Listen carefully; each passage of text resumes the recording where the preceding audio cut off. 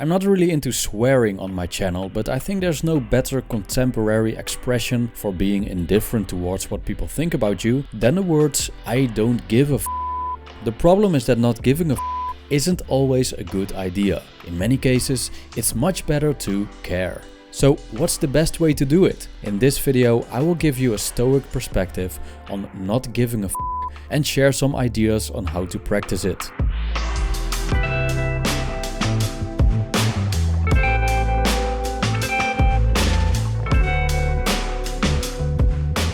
First of all, thank you Sabrina for your generous PayPal donation. Very much appreciated. Also, I would like to thank Tom, Jacob and Gawd for being so charitable. I promise that I will use your donations for a good cause.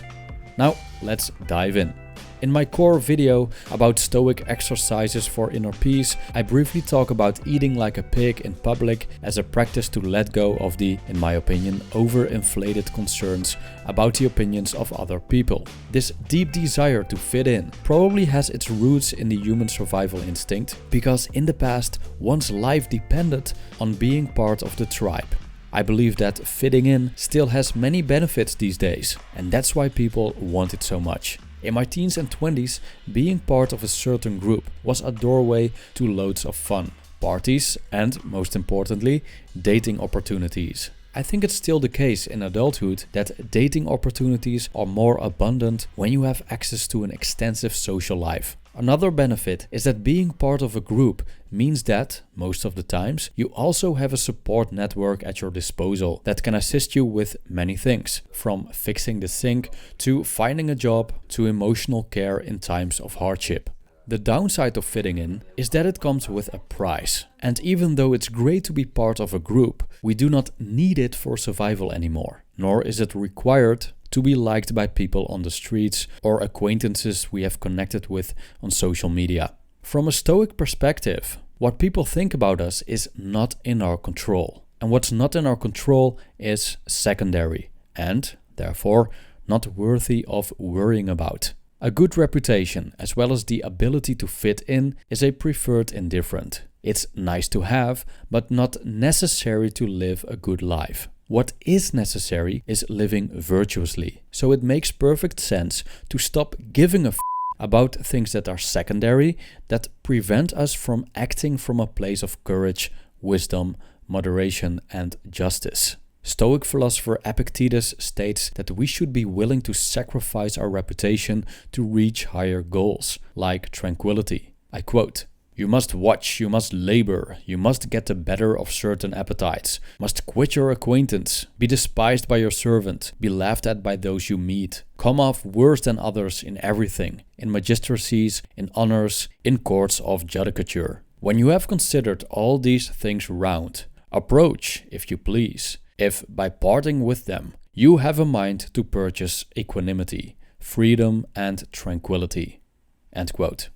So how can we do this? There are several exercises to become more familiar with situations in which people judge us negatively and even socially ostracize us. The goal of these exercises is to build first-hand experience that being disliked is not the end of the world. Usually, this realization comes with age. But if you're someone who is overly concerned by the opinions of others, these exercises might benefit you. However, they could also evoke some resistance from your surroundings, which means that you're doing a good job. Compared with going to the gym, resistance is necessary for improvement. Here we go.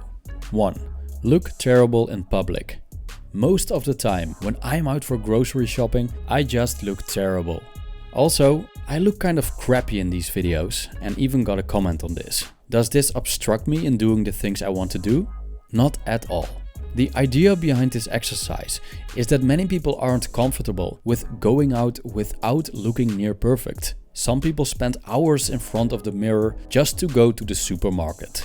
Please note that looking terrible can have consequences. In university, I often attended classes wearing pajama trousers and flip-flops. This didn't keep me from studying. However, it can lead to people taking you less seriously, which might obstruct your goals. Also, I wouldn't recommend to do this on a work floor if you want to keep your job. What we can learn, however, is that looking terrible in public isn't so bad as we think. We might get some looks and giggles, but these don't hurt, do they? Simply put, caring less about looks saves time and energy.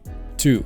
Say no to social events. Some people have such abandonment issues that they are terrified of cancelling on social events just out of fear that people will leave them. This happens sometimes, but most of the time it doesn't. And if it does happen, well, it's not the end of the world.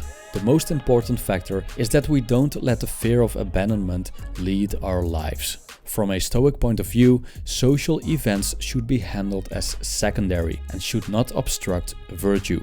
By saying no more often, we will grow more independent from our social circles and learn that life is fine if we put ourselves first. Why worry about what people think about it? It's none of our business anyway. 3.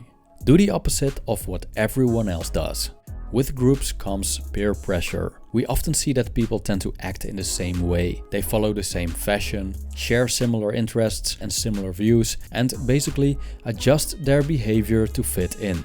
If you're part of a group, a way to counterattack such herd behavior is doing the direct opposite. If everyone wears sneakers, wear loafers. If everyone orders beer, order a soda. If everyone gossips about a particular person, don't participate. Instead, change the subject. Gossiping is nasty behavior anyway, and Epictetus would agree. If you are able, then, by your own conversation, bring over that of your company to proper subjects. But if you happen to be taken among strangers, be silent. End quote.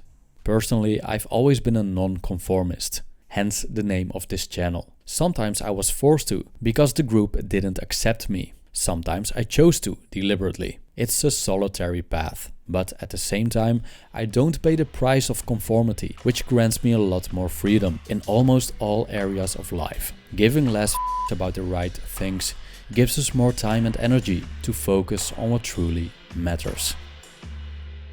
Thank you for watching.